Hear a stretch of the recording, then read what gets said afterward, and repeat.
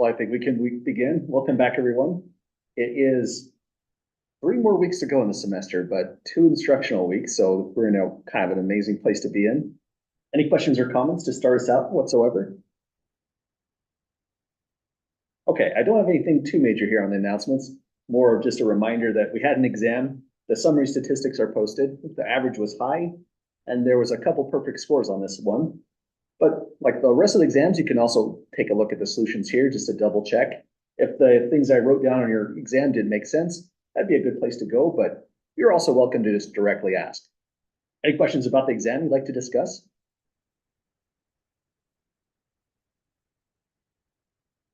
Okay, and for the in-person section, if I don't catch you in class today, I put down this little announcement that you're welcome to just send me an email. I'm happy to send your exam back to you digitally.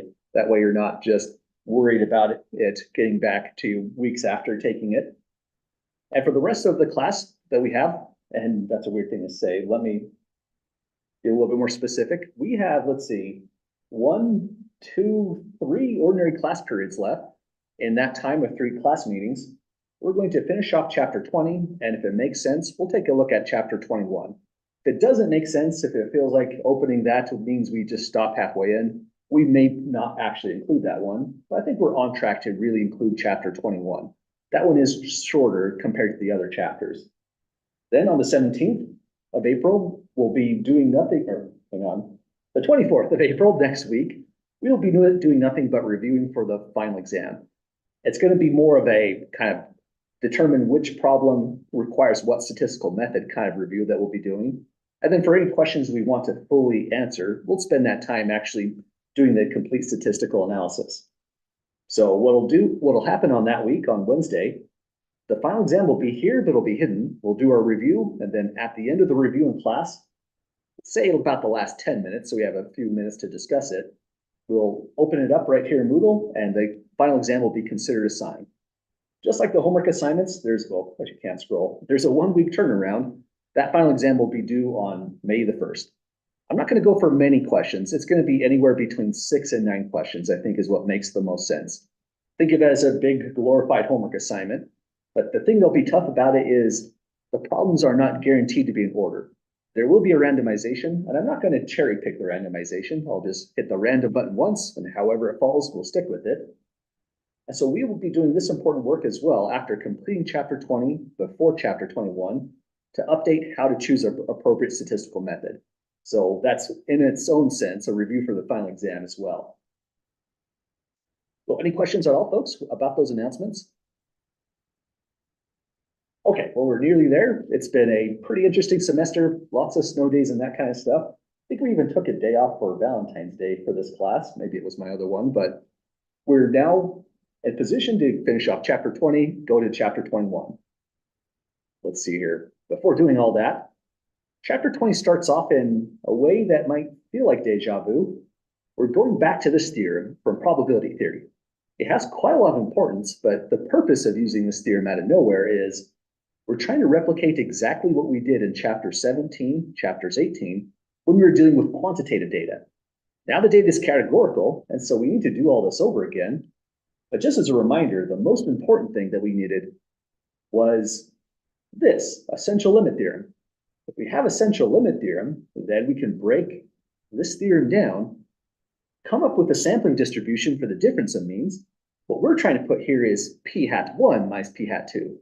They'll still be normally distributed. And if you guessed p1 minus p2 goes here, you're correct. It's this thing that we have to worry a little bit more about. If we can get a good handle on what goes there, we convert it into a standard error. We literally put the statistic in this position and this position. So it's S1 squared and S2 squared. And this right here is what allowed us to do confidence intervals and hypothesis testing. So we've got to do it all over again now that the data is categorical. The good news is we have essential limit theorem. So this is the reminder.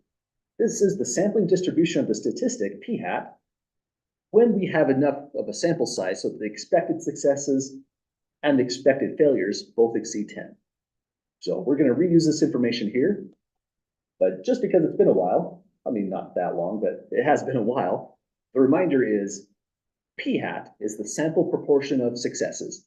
So if you're studying, say, the proportion of bike tires that come out flawed, then that's what this P hat will represent. It's distributed this way, where P is the parameter. It will represent the true proportion of successes, so the actual percentage of bike tires that are flawed coming out of a manufacturer. And we're trying to build off of this right here. This is what turns into the standard error. Our challenge is now we don't have one statistic P hat, we're using two of them. So we have to come right back to this theorem that tells us how the mean and variance are decided when we have two statistics. We're going to be using a minus right here. And notice when we look at variance with a minus, it's only plus. Plus and minuses means if you add, you should be using the positive sign. If you subtracted, you should be using the negative sign. But variance is just a measure of how things are unstable, differing from the mean. And whatever variance you have in X, whatever the variance is in Y, even if you're subtracting them, uncertainty only grows every time you add a new variable here. So the variance only involves a plus sign. That alone is kind of mysterious. But with all that said, let's launch right into it. The problem says, for example, 1, we have two independent simple random samples. So that's already going to be part of the conditions for this, that we have really two independent samples. Sample sizes will be denoted as N1, N2, and they came from two populations that have population proportion of successes, P1, P2, respectively. Those would be the parameters. You could call it the true population proportion of successes. But already, those are pretty important for us, so let's highlight them as we go. And part A and B are essentially the same. They're both just using the central limit theorem for proportions. So let's start by saying, by the central limit theorem for proportions. The reason we're using the central limit theorem is because they asked for the sampling distribution of P hat. That alone is telling you it's a central limit theorem you're dealing with. Well, it's referring to P hat 1, so we can say P hat 1 is distributed normally. The mean is going to be the true population proportion of successes, P. Standard deviation will be the square root of P times 1 minus P, divide by the sample size, N1. And I'm noticing I already made a mistake here. There is two parameters, P1, P2, so I should call this one P1 so we can differentiate between the two of them. And that means there's other mistakes. Should be P1 here as well in the green portion. So we did it, that's part A down, and part B, we just do the same thing, but increase the subscripts. Kind of redundant, but we needed both of them, so I felt like it makes sense to have a part B like that. Before we write out for part B, any questions, folks, with that central limit theorem as it stands there? Okay, so that's one central limit theorem down. Let's do it again. We don't have to re-say this statement. Let's just write it in. Oh, and in part A, that should have been a P hat 1. Those subscripts are definitely not easy for me to track. Let me put them in yellow since I dropped 1, 2, 3, 4 different subscripts. So I'll just leave that in yellow. Let's try it all over again. P hat 2 will be distributed normally as well.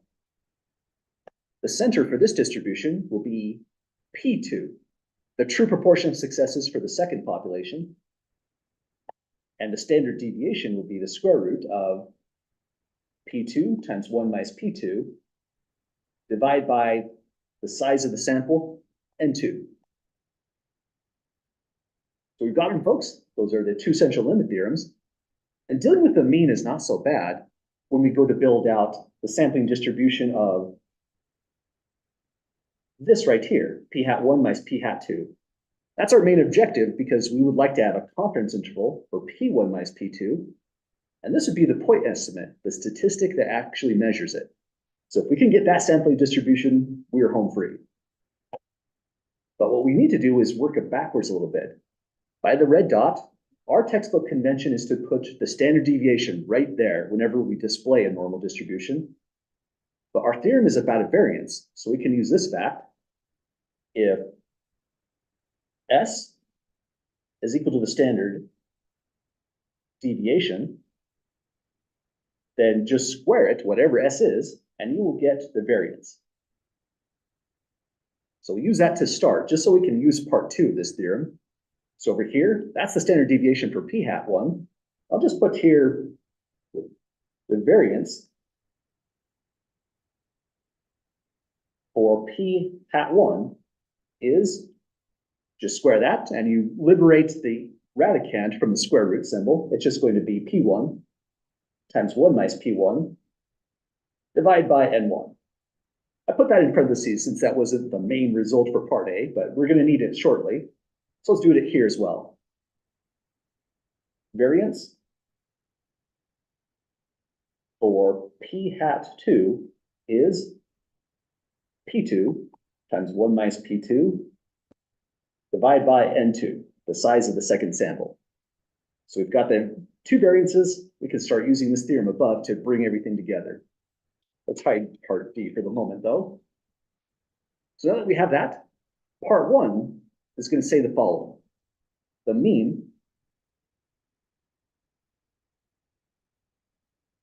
of, whoa, the thing scrolled on me and made a weird symbol. Let me fix that. The mean of p hat 1 minus p hat 2. By this theorem right here, we should just take the subtraction of the 2 means. So we just go inside, take p1 minus p2. So whatever the sampling distribution is for this new statistic, the difference in p sample proportion of successes, we know its central value or its mean value is going to be that right there. We need to get to the standard deviation, but before that, we have to use part 2 right here to get the variance. We're just adding up the 2 variances that we had before. So take this, add them together, and you're applying part 2 of that theorem. So let's write it out. The variance of p hat 1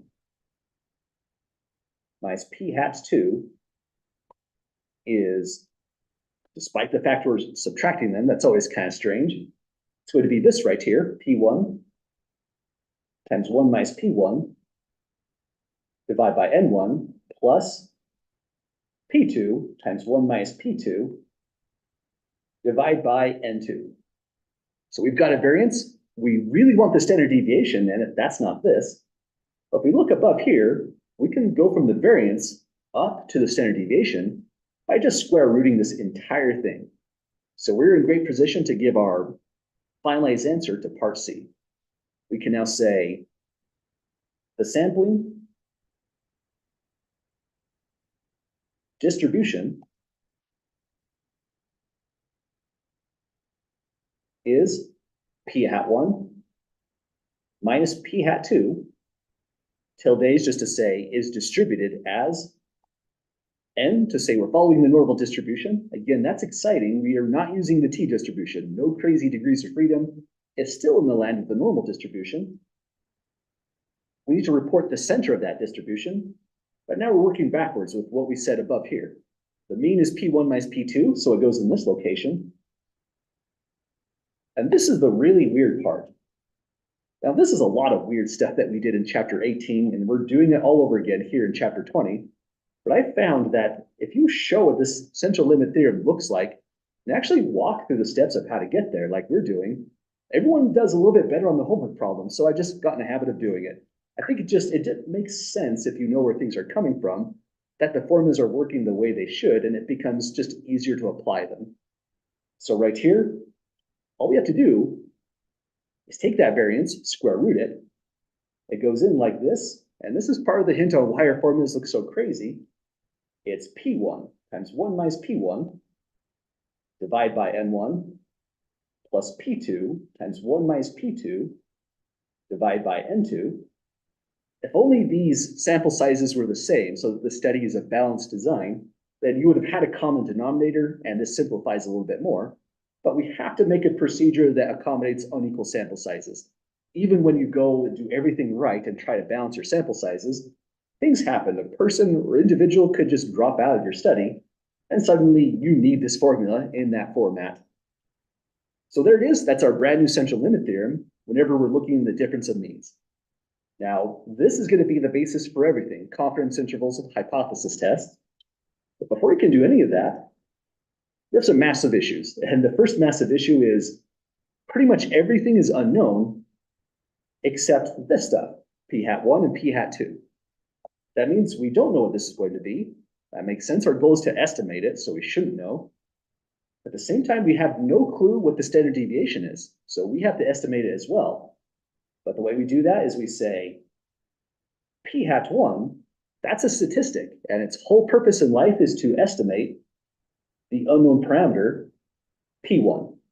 Likewise, p hat 2 does the same thing. So that means inside here in green, we can build a standard error just by taking every one of these positions. Essentially, you're just putting a hat on it to signify, use the statistic to estimate every one of those values. And now that's what is meant by the standard error. So you can write just this way, SE, that's completely fine. It's context sensitive. So if you're worried about that, you can be more specific by saying standard error of p hat 1 minus p hat 2. This tells us which standard error we're dealing with, and we have quite a few already. And it'll be equal to the square root of, go inside here and actually put in the p hat values. P hat 1 times 1 minus p hat 1, divide by sample size 1, plus, and let me extend that a little bit further, p hat 2 times 1 minus p hat 2, divide by n2. So we got it, folks. That's our standard error, which means we can now do statistical methods estimating the difference right here. Any questions whatsoever, folks, on getting the sampling distribution or standard error? Okay, so we are now ready to start describing our methods. I would say the bigger takeaway through all this, parts A through D, are, well, part A is really important just as a reminder that that's the central limit theorem that's really dictating everything about these methods.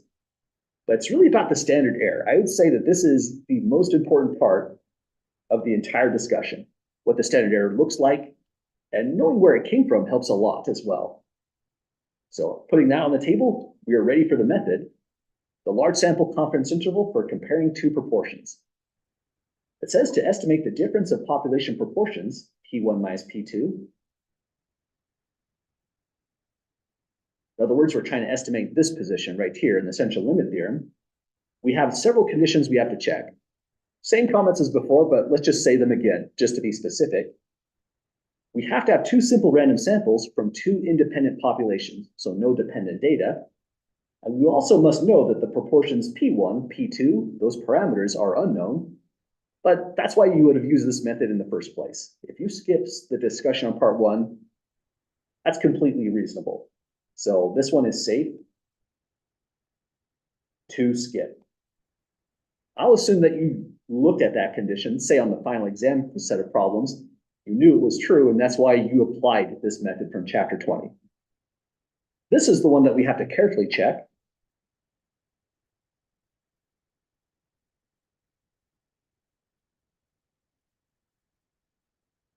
And these are always really, really tricky, especially now that chapter 19 was on the table for us. In chapter 19, our large sample method meant we had to have 15 successes and 15 failures in the sample. Now, at one hand, this looks like it's not as punishing, but it's actually worse. This is a larger sample method. In the sample, specifically in the sample, we have to have at least 10 successes and failures in both samples. So this is what it would look like as a formula. Successes in sample 1, failures in sample 2 both exceed 10 at least. And same for the second sample. If one of those fails out of the 4 different inequalities, then we can't guarantee that our procedure is robust enough. In other words, this starts to break down. The sampling distribution becomes far from normal, and we shouldn't trust p-values or our confidence intervals we produce. But all that holds, we're in great position. But when you write these out as a homework problem or as a final exam question, let's put here just as a reminder, be sure to report these values. The actual number of successes and failures in both samples. It's kind of tedious, but we'll do it as well so that we'll both share in the tedium of it. Last comment to make, again, same as before. This is a more technical comment. The distribution here being normal is actually implying a couple things, as well as when we say we have independence right here. Those kinds of things actually break down if our sample is too large, as strange as that seems. And this is the same rule of thumb as before in chapter 19. For both samples, we can't exceed 10% of the population size, but this is not required to check.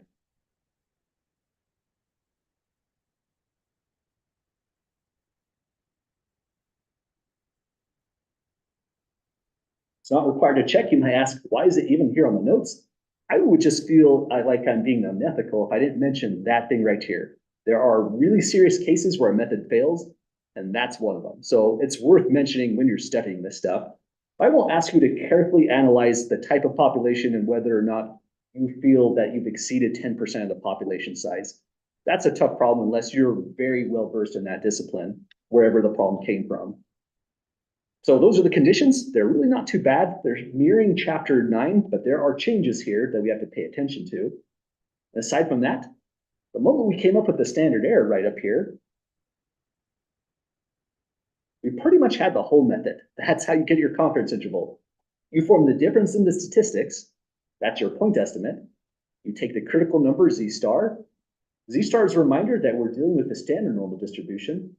That's because the sampling distribution came from normality as well. So we're using the same exact stuff in chapters 14, 19, and here again in chapter 20 for our critical numbers. So those old tables, let's see if we can pull up one, still apply. Did we have a table here? We must have. There it is. So those tables are still on the table for us. I won't do another screenshot, but that's just a good thing to remind ourselves about. So that's the whole method pretty much right here. And because that's a fast method to get to, let's try our problem right away. Well, before that, any questions at all, folks, on the form of this new method? Okay, well, let's give this a try. Example 2 poses the practical question, is cocaine deadlier than heroin? I mean, I definitely have opinions on that. One of my favorite actors, Philip Seymour Hoffman, I think he died to an overdose on heroin. That's really kind of tragic.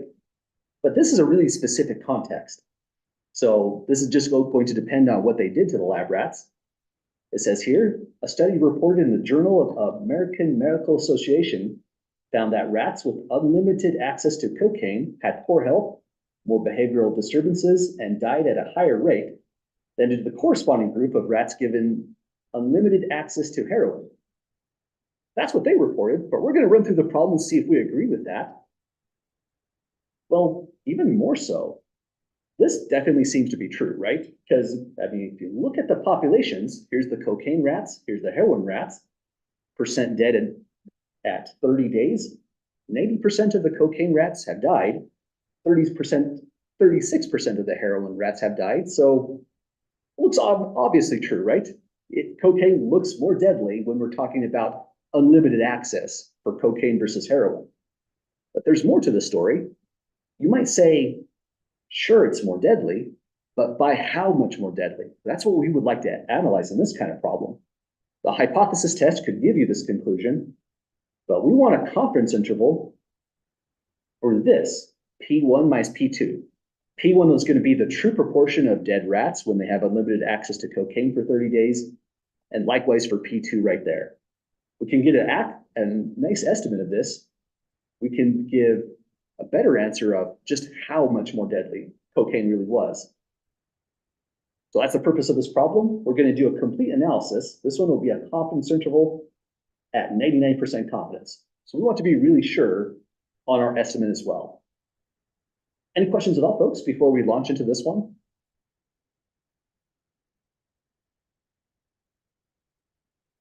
Let's take a quick look at it before we launch into it then.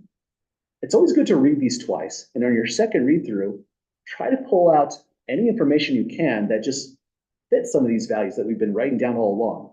In other words, even if they give you a nice table, it's a good strategy to put it in your own notation. So we have two populations, the cocaine rats, the heroin rats. I'll call this one just population 1. This one's going to be population 2, which I'll abbreviate POP as population. Here's the death rate, but we need the sample sizes. It says here, this was a true experimental design where they took 200 lab rats. Those things are probably not randomly selected. They want those rats to be as similar as possible because the one difference they're trying to highlight is the treatment, cocaine versus heroin. We don't want to have massive differences in ages, sizes of rats. So those are usually very, very similar looking rats, 200 of them. That's not the sample size though. What they did next was they were randomly assigned to the 2 treatment groups. This random assignment does give you a simple random sample. In experimental design, that's how we can justify we really have random data. The randomization is on the assignment right here. Well, because they were randomly assigned in that way, we can say N1 is going to be 100. N2 will be 100 as well. They wouldn't necessarily randomly assign at different sample sizes. That would be extremely weird, and that's not going to increase their power of their methods. So let's assume that they did a balanced design in this way. Next, they tell us this is the death rate after 30 days. And that's a percentage, but if the sample size is 100, you could also say, if you prefer, that X1, the number of successes in the first sample, was 90. X2, the number of successes in the second sample, was 36. And now we have statistics. So 1 is going to denote cocaine, 2 will denote heroin, and we have p hat 1, X over N1. I mean, this is kind of silly to write out, but these are the motions you'd go through. We're just going to get that figure back. It is 90. Divide by 100. But if you're writing this out yourself, here's the benefit. You can't actually use that 90. That's a percentage, and we'll never compute with percentages when we're running through the methods. It has to be written in this way, 0.90. So that's the benefit of doing this really, really carefully. Likewise, p hat 2 is x2. Forgot to put the subscript 2 on this one. Divide by n2, 36 over 100. So this was a 0.36. And now we have 2 statistics, 2 sample sizes. I think we're about ready to put everything together. So we need a practical question, and I think they kind of ascertained what it was for us. Again, it's just fine to put it in your own words. Sometimes that's beneficial, but you're welcome to just cite something out of the problem. So I'll put here, is cocaine deadlier than heroin? But I want to add a little bit further. In the context of unlimited access for 30 days. So that's our practical question. Next, we need to define the unknown parameters using the context. They chose a level of confidence for us already at 99%.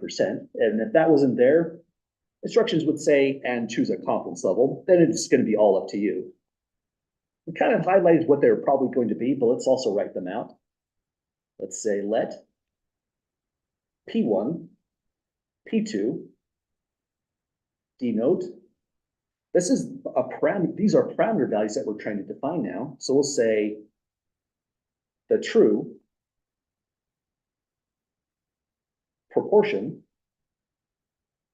Instead of proportion, you could say death rate. That might fit a little bit better with these data, but this is kind of a generic way to write it out. So denote the true proportion of rats that will die in 30 days after unlimited access to, now we have to be careful here, because we put P1 first and we are defining a true mathematical one-to-one correspondence, we need to talk about population 1, so we're talking about cocaine. So we'll say down here, cocaine, comma, heroin,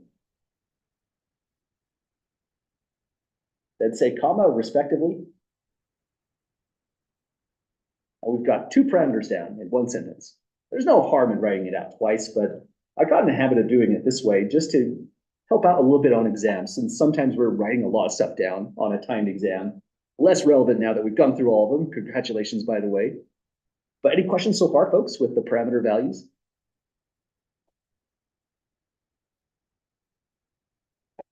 Okay, now we're on to condition checking. And one thing we can say right away is that this is a simple random sample from two dependent populations immediately because of this portion right here. In experimental design, when we do this kind of random assignment, this does produce random data. And so we can say we have two simple random samples from two independent populations. The populations of rats given unlimited access to cocaine being one, and unlimited access to heroin being the second population. So that's always nice if we can directly assess randomization. But there's a lot of trust because you have to be sure they did the experimental design right. That's where you'd probably look into the article, read the long section on their methods and all that kind of stuff. But you don't have to do that in this class. We'll just assume that that's true in the write-up and hope it is. So after doing that, the next thing we're going to take a look at is, well, our method is called the large sample confidence interval for the difference in proportions. So we have to check that the sample size is large enough. Again, that's the analogy of doing robustness in chapter 17, chapter 18. So a good way to organize this is you could say cocaine, rats, had successes. Let's put a hash there just to say number of successes, just to be specific.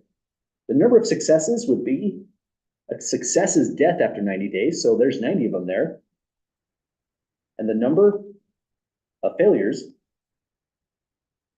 equals 10. That is right on the boundary. We need at least 10 successes and failures for both samples. So I'll put here greater than or equal to 10. That always looks weird, greater than or equal to 10 as well. This is just my way of conveying that's the actual condition or the benchmark we had to hit for failures and successes. But be sure to show this on your work as well, the actual number of successes and failures, because it's not always clear. And I need to know that you know which is which. Hypothesis testing really throws a wrench in this kind of stuff. Next, let's take a look at heroin rats.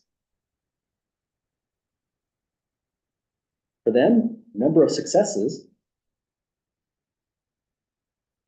that's going to be death to heroin after 30 days. And there was 36 of them this time, which is definitely greater than or equal to 10. So likewise, sample size is at 100. So we'll say the number of failures. Take 100 minus 36 to get 64. Also greater than or equal to 10. We have to say a little bit more. So we need a conclusion once we indicate all this. I mean, the conclusion's obvious, right? That the sample size is large enough, but we need to say that, we need to convey it somewhere on paper. Let's say it's right here.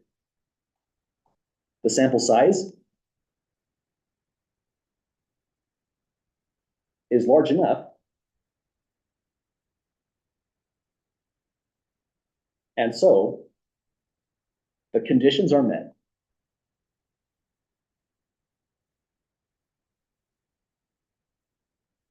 Okay, so we did the kind of tedious end of this looking through the conditions, indicating the parameters. I think that's a lot of the tricky work in statistics. Now we're going to do the fun part of start computing stuff. Any questions at all first on the preliminary analysis?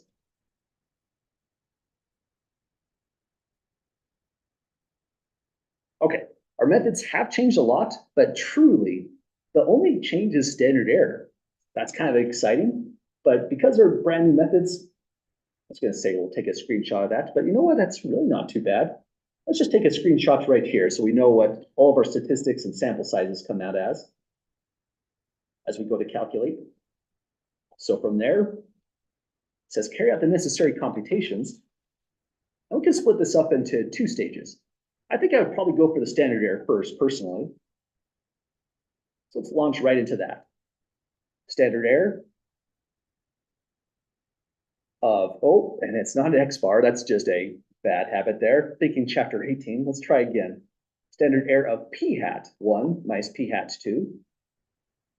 It's going to be the square root of. Our formula is big and clunky, but the more you write this down in its formula form before you input information, the easier it is to memorize, and then the more you memorize, the easier it is to apply. So p hat 1 times 1 minus p hat 1 divided by n1 plus p hat 2 times 1 minus p hat 2 over n2. Now we could just dump the information inside there. First, for p hat 1, we have a value 0.90, so this will go 0.90, 1 minus 0.90 for 0.10, divide by its sample size, which is at 100. This one does have a common denominator, but I'd probably still leave the formula in this format since it's not necessarily more likely to have equal sample sizes. So I think it's best left in this format. Let's go plus, and this looks a little bit weird. Let me fix that. Then we just do it all over again. We're addressing p hat 2, so we grab this statistic. It'll be 0.36, multiplying 0.64, divide by 100. Now we just need to jam all that into a calculator. Let me know if you're getting a different value. These can sometimes be kind of tricky in these calculators to input. I'm really happy on exam 3 that no one lost a whole bunch of partial credit. That's always horrible when it happens. Thanks for putting down a paper trail like this on your papers. Same for the final exam. Even though it's a take-home exam, I'm still going to grade partial credit in that same way. So if you put this on your final exam, that is, again, a good protection on partial credit. But let's see if we can get this in. There we are. So start with square root, SQRT, if you're using RStudio. 0.90 times 0.10 divided by 100. Then on the second group, 0.36 times 0.64 divided by 100. This is the moment of truth. Let me know again if you're getting something different. For me, the standard error is coming out at 0.0566. Let's see here. Let's round to 0.056604.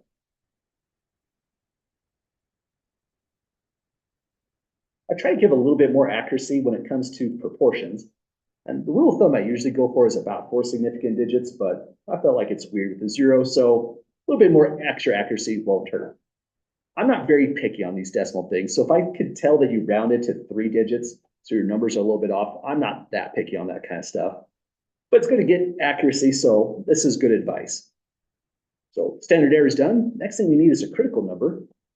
Our confidence level is at 99% in this problem, so you have a couple options.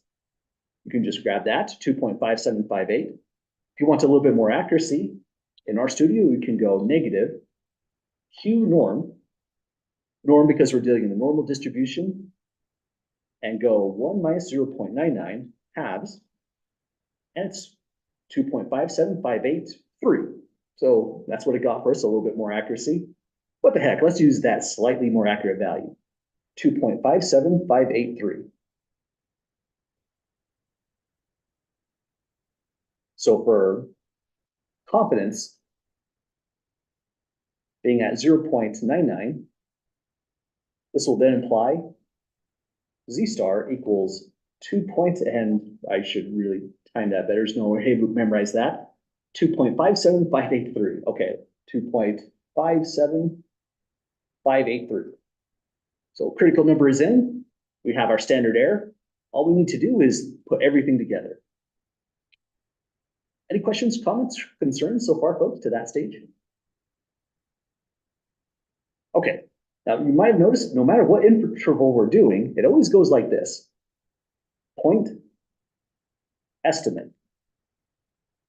That's the one number estimate of the statistic that you want to calculate, or difference in statistic, or excuse me, that's the one number estimate of the parameter that you want to estimate, like P, or P1 minus P2 in this context.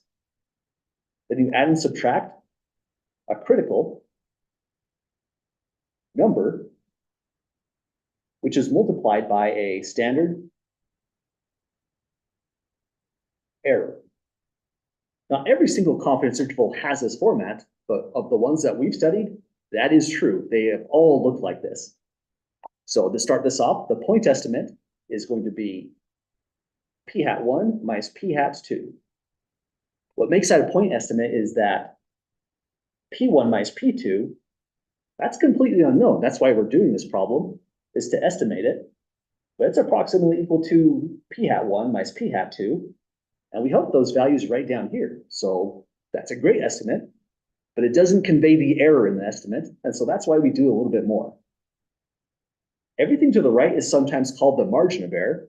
It'll be add or subtract our critical number, 2.57583. Then finally multiply it by the standard error, which is this value, 0.056604. And I put in the actual numbers, but I forgot to put in the differences right here. Let me actually do it slightly different on their notes. Sorry, I was thinking I had the formula down. Let me just do a little bit of rewriting. Critical number is Z star. Standard error is SE of P hat 1 minus P hat 2. I'll put in the numbers on the next line right after. I think I just mixed up the couple things I was trying to do, did it all at once.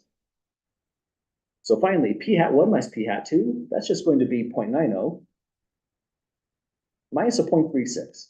You could simplify that right here if you wanted to. I usually just leave it right as is, make the calculator do the hard work. Add or subtract 2.57583, which multiplies standard error, this value up above, 0.056604. So with all that said and done, we're done with this information here.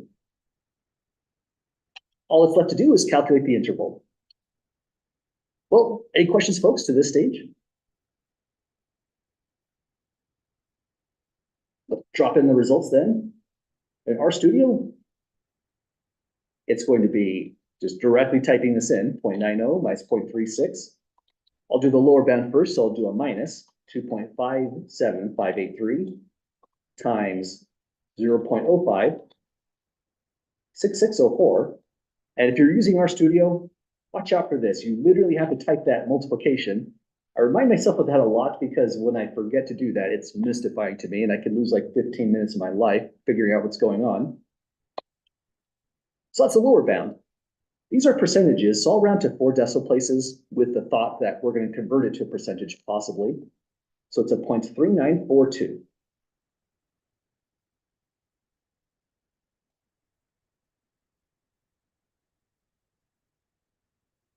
This is going to be less than our estimate, the thing we are trying to get a handle on, that's the P1 minus P2, which is less than, then back to the calculator. We want to flip this one sign to positive, and now on the upper end, it's 0.6858. So we've got it, folks. That's our estimate for the difference of those two parameter values. But recall, P1 is the death rate for unlimited access to cocaine.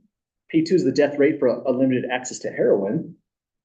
Because we have positive values here and here, this suggests that P1 is from about 40% higher to getting close to 70% higher in its death rate compared to P2. We need to write that out as a practical interpretation, so one cohesive sentence or a couple sentences. It's okay in this format, but I personally find it confusing to actually make an interpretation just from there. So instead, let's do a little bit of algebra, add P2 to both sides, and you will get P2 plus 0.3942 is less than P1, which is less than P2 plus 0.6858. To me, and this is a personal choice, I feel like this is a little bit easier to analyze. It's still confusing because we need to know what P1, P2 mean exactly. And just because we wrote it down doesn't mean we necessarily have perfect recollection. That was a hard word. So usually you want to come back to here. The same with hypothesis testing. When you do the interpretation of the hypothesis test or its conclusion, you want to conclude on whatever you wrote down on this stage. So down at the very bottom, we can say for our practical conclusion that this was a 99% confidence interval, so we can say with 99% confidence, you can say once again the true proportion, or you can say the percentage. You can be a little bit fancier, say the death rate, that kind of stuff. I'll go with percentage. With 99% confidence, the percentage of dead rats given unlimited access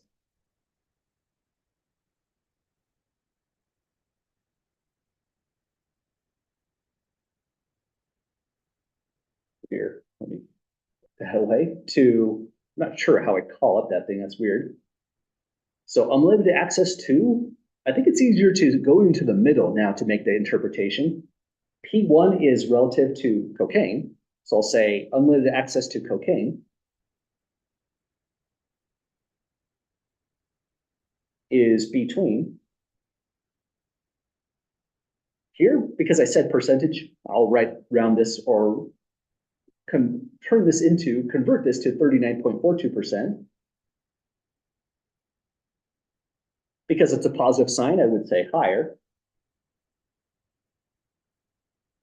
To up here, 68.58% higher.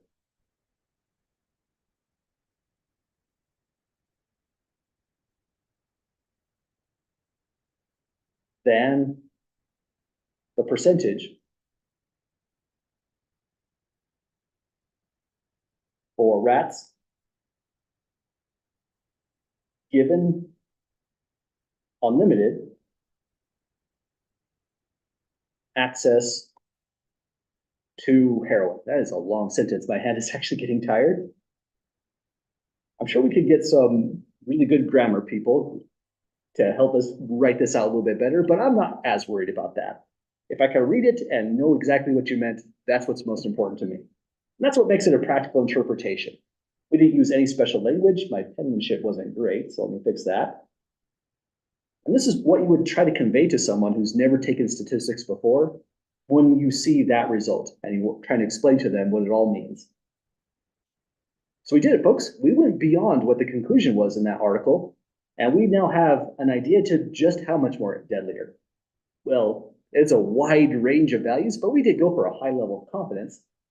It's about 40 to 70% higher, more specifically, those values there. But we did, folks. Now we know not to give rats heroin or cocaine or anything like that. I didn't convey everything about the study here, like, for example, it was over 30 days that the study happened. But we did say it when we indicate the parameters. We're usually a little bit more careful there. We want to still convey the heart of the study in this portion, but we did that when we said unlimited access. That looks like it was a big feature of the study.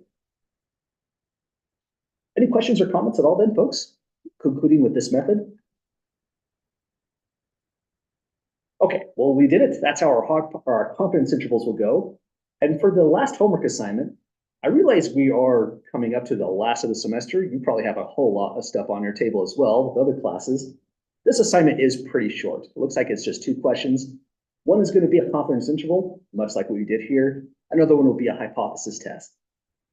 But before we get into hypothesis testing with proportions is a little bit weird, and we saw that already in chapter 19. Let's take a tour of some of the things that went, I don't want to say went wrong, but it almost feels like it. When we go and write out that standard error right there and had the conditions of at least 15 in the sample for successes and failures, all that changes when we go to do a hypothesis test. Here's the big thing that changed for us. In a hypothesis test, we assume that the null hypothesis is actually true.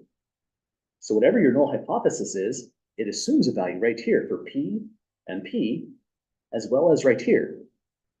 That means when we go to use the central limit theorem, we will know this exact value. That's really special. And it means in this denominator, that is the actual standard deviation for the sampling distribution of P hat under the assumption that the null hypothesis is actually true. So we're just taking a look at how compatible our data is with that statement. And that gives us a lot of information to work with, the true standard deviation. But notice, we're not looking for the number of successes and failures in the sample at all. You could have no successes and you can still do this hypothesis test.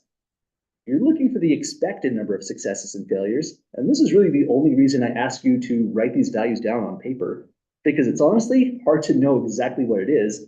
It switches from confidence intervals to hypothesis tests. And the formulas change from chapter 19 to chapter 20. So we have to be very careful with what method we're actually using. And the final exam, pretty much the goal is figure out what method it is, go into Moodle, grab the right tools and formulas that are going to allow you to analyze the data, and you can use the problems down below as a model on how it should go. So let's give this a try. This example is not an example that would ask necessarily as an exam question. Its purpose is just like example 1. We're changing the method a whole lot, but if we can track those changes, it really helps us out. So here's the new setup. Now for hypothesis testing. Just like before, we want 2 independent simple random samples. Sample sizes will be denoted N1, N2. And they will have true proportion of successes denoted by P1 and P2. Now, in the null hypothesis, just like in chapter 18, we assume that there is no difference between the populations. So the true proportion of successes are equal. Alternatively, this could be a left-tailed test, a right-tailed test. I only want to write example 3 once, so I made it a 2-tailed test. But no matter what, anyone know what the very first step should be in order to get a p-value? This is always like kind of a trick question, in all honesty. Anyone recall how it goes?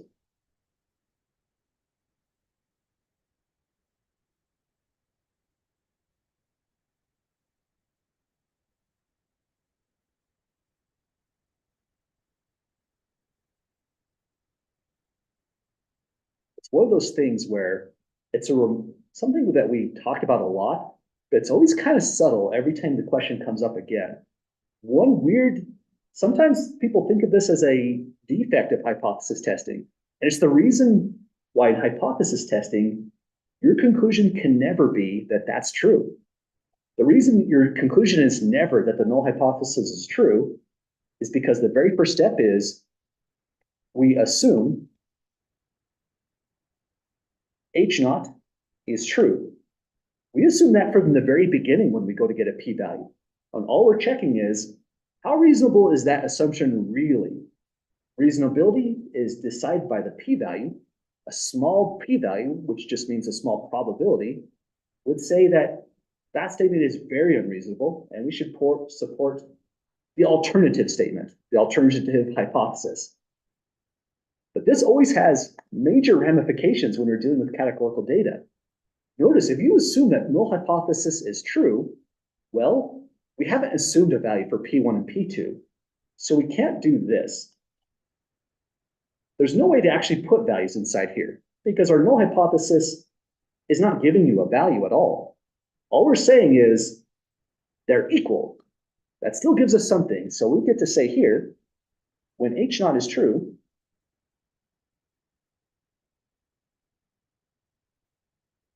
P1 equals P2. And so we will write, we need a symbol for both of them. If they're both equal, we'd rather have one symbol, not 2 of them. So we'll write this, P0 is going to take the role of both P1, which is equal to P2. It's written in a kind of strange way that they're all equal now, but we're going to operate on P0 next. Does that make sense to folks so far? Okay, so if the null hypothesis is true, both samples are trying to estimate the same exact thing, the common parameter. And we're going to see how reasonable that is when we actually look at the data. First thing we have to do is return to the central limit theorem and see what the sampling distribution of p hat 1 minus p hat 2 must be under that assumption the null is true. Let's start just by writing down this distribution. We can say, since p hat 1 minus p hat 2 is distributed this way. P1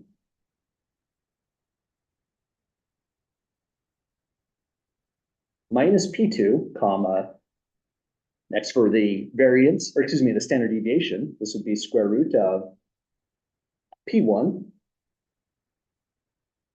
Actually want that in green. This one's not the standard error. We're putting in the exact standard deviation, so no hats on this one. So it'll be P1, 1 minus P1 divided by sample size 1, N1. Then it'll be next P2 times 1 minus P2 divided by sample size 2, N2. So that's the ordinary central limit theorem. But if this is true, we'll say next, when H naught is true, we obtain this. So here is our new format for the central limit theorem. Under the assumption you're using hypothesis testing, which means you are assuming the null is true to obtain a p-value, we get that p hat 1 minus p hat 2 is going to be distributed normally. Now the first step, p1 minus p2, they're all equal. That's the statement of the null hypothesis. So right here, it's just 0. The null hypothesis is true. You're subtracting equal values, you obtain a 0 value. That's kind of nice. Huge simplification there. But the next thing is this P1 and this P2, all of them, all the P1s and P2s you see here, they are all P naught. The common estimate takes over everything. So you're placing a P naught here, here, here, and here, which means we take an additional step. We can show why the statistic looks so weird, but this is what the first step would look like. So this will be P naught, the common value, 1 minus P naught over N1 plus P naught times 1 minus P naught over sample size 2, N2. Again, if we had equal sample sizes, this would simplify a great deal. That'd be kind of nice. But there's no guarantee of it, so we let our formulas stay kind of nasty. But here's our last step. Let's say, just to convey, this is where we want to be. Therefore, p hat 1 minus p hat 2 is distributed as normally. The center for this normal distribution is at 0. And we can simplify this a little bit. The common simplification would go like this. There's a greatest common factor among these terms of p naught times 1 minus p naught. It leaves behind 1 over n1 plus 1 over n2. And this is the exact standard deviation when the null hypothesis is true. There's a whole lot more to this story, but any questions, folks, so far? Okay, here's where it gets even weirder still. It's always good to look at what we did in the prior chapter. When we go from 1 sample to 2 samples, it helps reinforce why the formulas look the way they look. The big takeaway from chapter 19 was that is extremely powerful when you're doing hypothesis testing on one proportion. When you assume the null is true, you've assumed a value for p. That means you have the exact standard deviation right here, but we can't actually do that. The problem is, sure, we know that they're equal. That's all the null hypothesis for our methods are giving us, but we still don't know the value of p naught. We don't know their common value. That means we don't know this either. That's unfortunate. There is an exact standard deviation out there. It looks like that, but I can't compute it because, well, p naught's unknown as well. So we need to do a standard error, and here's a big warning on this one. Let's make sure we can really emphasize this. This is an easy mistake to make. I've made it several times myself. This is a different standard error than what was used for the confidence interval.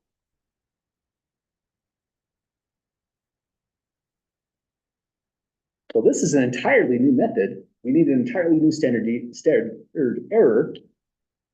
And at the moment, it doesn't seem like there's a whole lot we can do, but there truly is. First, any questions, folks, to this stage of the development of this method? Okay, let's take a slightly zoomed out view for the moment to just say what we're about to do next. Okay, so we have two dependent simple random samples. Those sample sizes were N1 and N2 from two populations that had those true proportion of successes.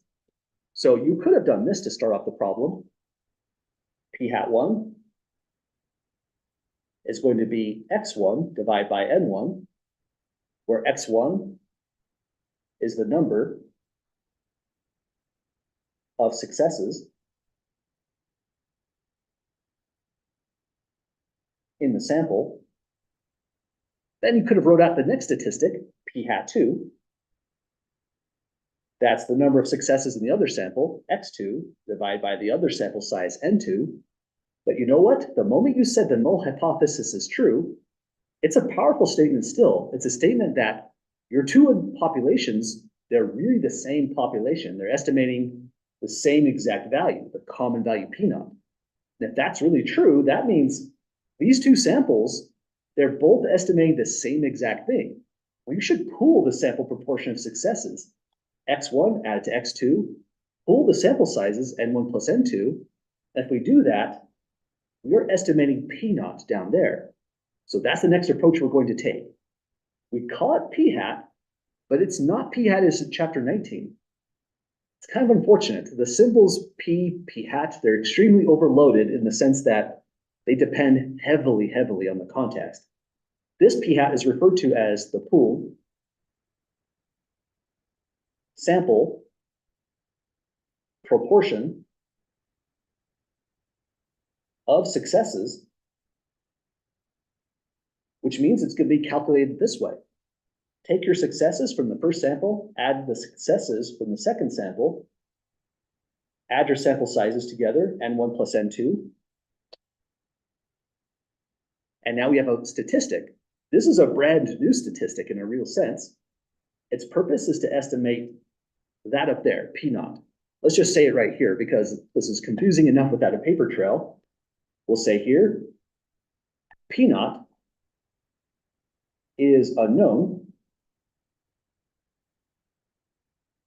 but P naught is going to be approximately equal to this brand new statistic, which we're referring to lovingly as just P hat. No other explanation there.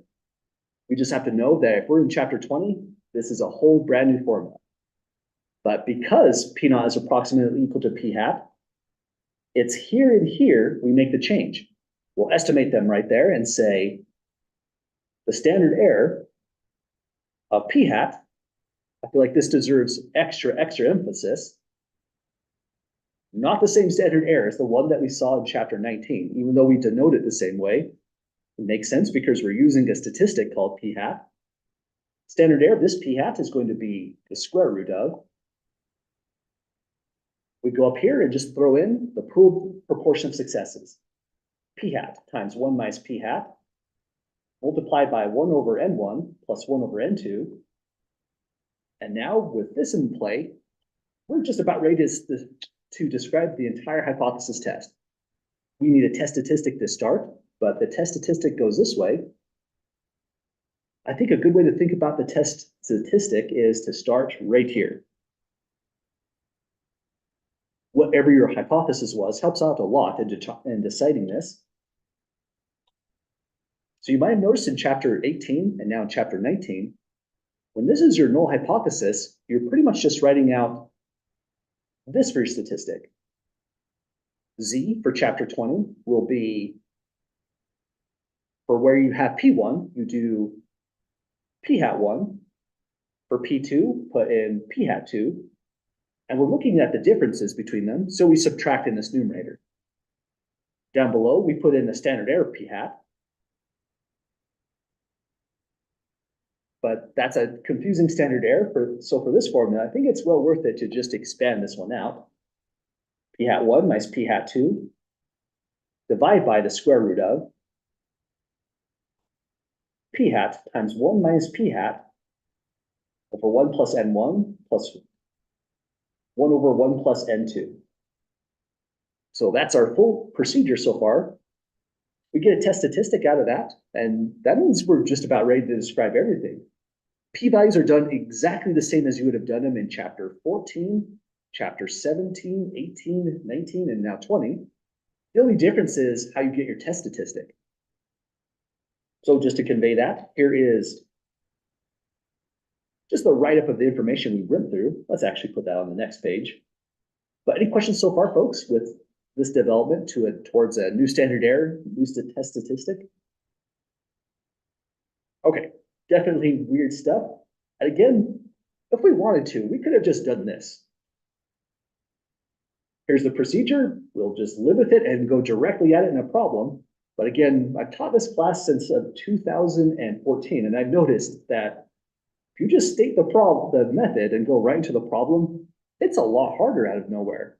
So even though this is kind of tedious to describe the derivation of the method, we're making a lot of connections whether we know it or not, and that's going to help us tremendously when we go to do the problem for real. So we've got the full method. Now on the next page, I put here just a short summary of what we did in the last example, but I want to exhibit the statistic, full sample proportion of successes.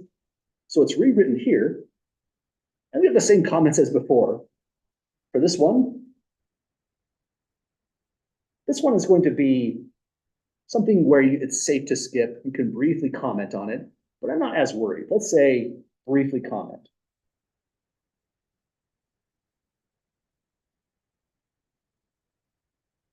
Likewise, same exact statement down here, whether it was the confidence interval, chapters 19 or 20. Here, this one is safe to skip. But this is the one where we will absolutely carefully check.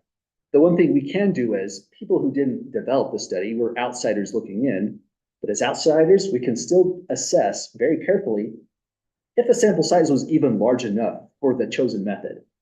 So here we'll carefully check. And for the purpose of homework and the final exam, also be sure to report the values.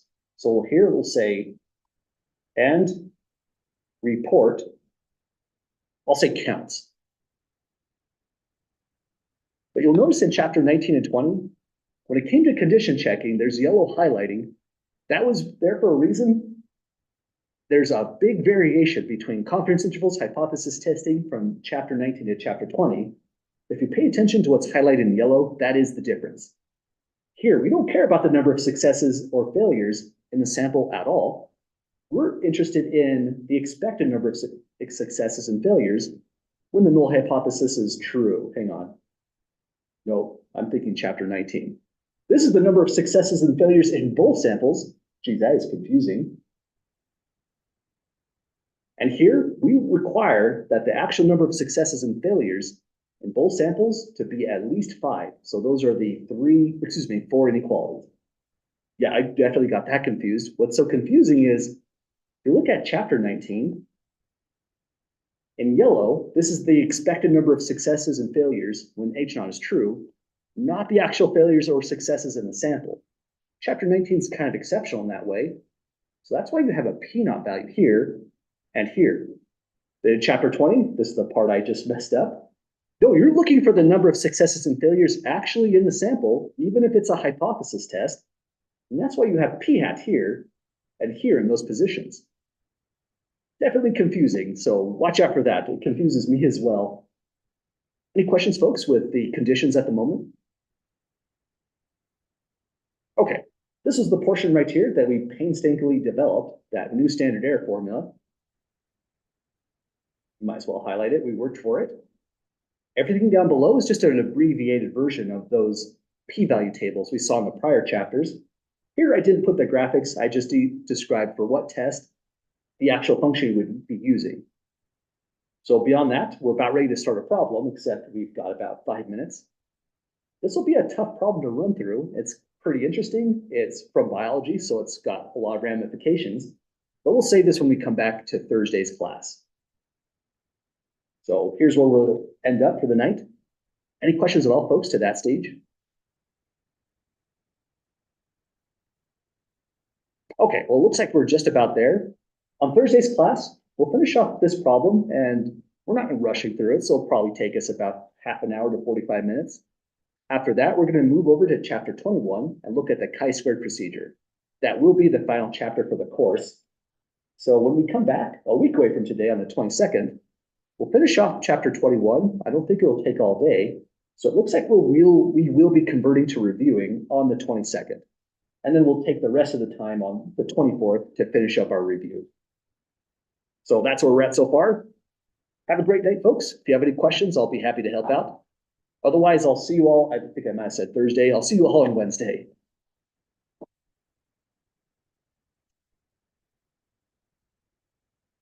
Thanks, folks.